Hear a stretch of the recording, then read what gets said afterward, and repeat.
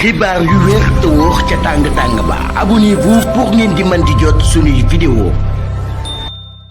dal leen ak jàmm seen chaîne bi di Buzz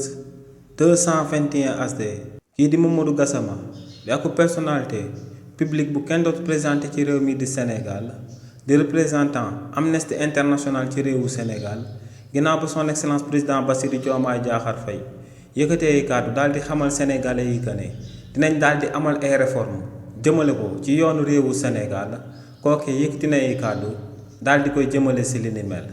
kii di Mamadou Gassama ne ci réforme bi nga xam ne moom lañ na ma daal di amal jëmale ko ci yoonu réewu Sénégal ne état bu Sénégal warta jël ay milliards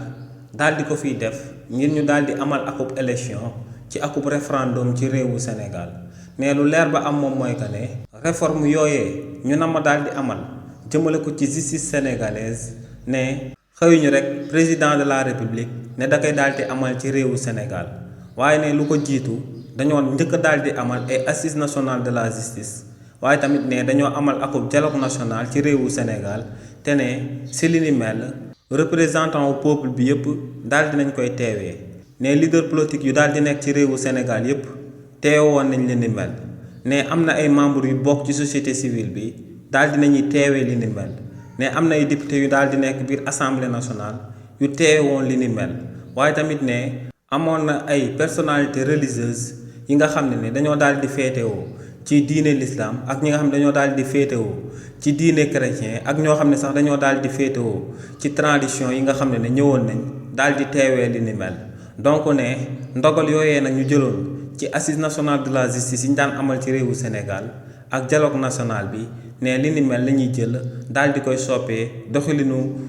yoonu réewu Sénégal te ne li ni mel mun nañ koo daal di amal directement biir assemblée nationale waaye ne état bu bees bi warut a jël ay milliards daal di koy dugalaat ci ay élection ndax ne actuellement ñëpp daal di nañuy xam situation économique ak crise bi nga xam ne moom la askanu réewu Sénégal di traversé donc ne réewu Sénégal actuellement dañoo daal di soxla xaalis te ne li ni mel moom moo war a sabab waruñoo jël ay milliards daal di koy dugal ci ay élection ndax ne liñ na ma daal di soppi ci